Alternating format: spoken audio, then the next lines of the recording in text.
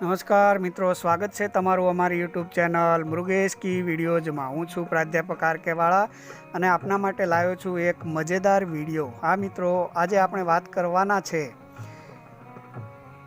તે છે આપણે વારંવાર મેસેજમાં ઉપયોગ કરતા ઇમોજી વિશેની। ઇમોજીની એક અલગ જ દુનિયા છે।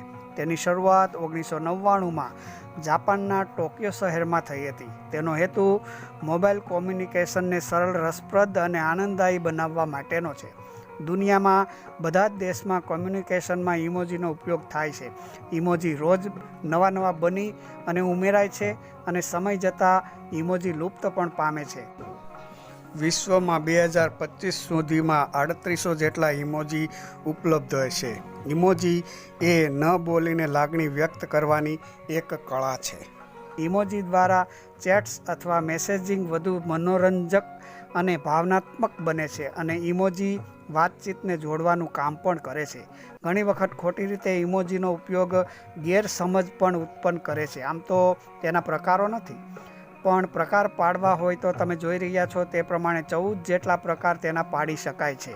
આ બધા જ પ્રકારની સમજ આપણે ટૂંકમાં મેળવીશું અને તેમાં પ્રથમ આવે છે આનંદના ઇમોજી। આ ઇમોજી વાતચીત કરતાં જ્યારે આનંદ કે હર્ષની લાગણી અનુભૂતિ થાય ત્યારે તેનો ઉપયોગ કરી શકાય છે। તમે સ્ક્રીન પર જોઈ રહ્યા છો આનંદના ઇમોજીને। બીજો પ્રકાર છે દુઃખના ઇમોજી।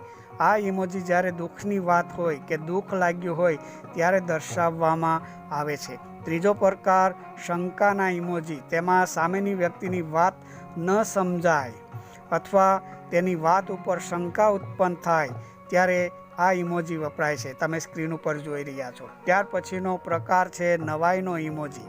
સામેવાળાની વાત પરથી તમને નવાઈ લાગે કે આશ્ચર્ય થાય તો આ ઇમોજીનો ઉપયોગ જરૂર કરી શકાય। પાંચમો પ્રકાર છે ગુસ્સાના ઇમોજી। આ ઇમોજી પણ વધારે વપરાતા ઇમોજી છે। સામેની વ્યક્તિની વાત પરથી ગુસ્સો આવે અથવા તમે ગુસ્સે થયા હોય તેવો ભાવ જ્યારે દર્શાવવાની જરૂરિયાત ઊભી થાય ત્યારે આ ઇમોજીનો ઉપયોગ કરી શકો છો। તમે સ્ક્રીન ઉપર જોઈ રહ્યા છો।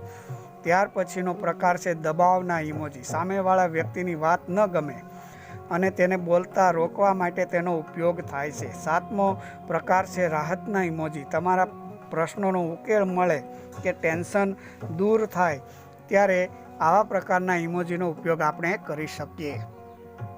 ત્યાર પછીનો પ્રકાર છે શરમના ઇમોજી। સામેવાળાની વાત કે રજૂઆતથી શરમનો અનુભવ થાય ત્યારે તેનો ઉપયોગ કરવો જોઈએ। તમે જોઈ રહ્યા છો સ્ક્રીન ઉપર તેના ચિત્રને। ત્યાર પછીનો પ્રકાર છે પ્રેમના ઇમોજી। આ પણ ખૂબ જ વપરાતો ઇમોજી, ચેટ્સમાં વધારે ઉપયોગ થતો હોય તેવા ઇમોજી છે।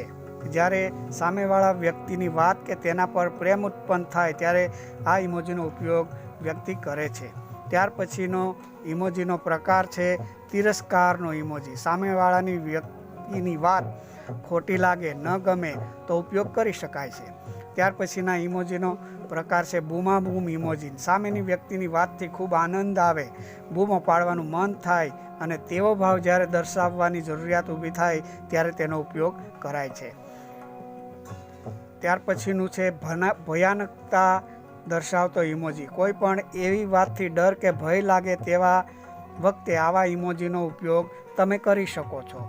13મો ઇમોજીનો પ્રકાર છે તેમાં સામેવાળા વ્યક્તિની મશ્કરી કે મજાક ઉડાવ્યું હોય ત્યારે ઉપયોગ કરી શકાય છે। અને છેલ્લો પ્રકાર છે છેતરામણીના ઇમોજી। જ્યારે છેતરાયાની લાગણી થાય ત્યારે તેનો ઉપયોગ કરી શકાય અથવા સામેવાળાના વ્યક્તિને કોઈ વાતથી તમે છેતરી રહ્યા છો ત્યારે પણ તેનો ઉપયોગ કરી શકો છો। આ સિવાયના તો ઘણા ઇમોજી છે અને હજુ પણ તેના પ્રકારો કરી શકાય તેવા છે।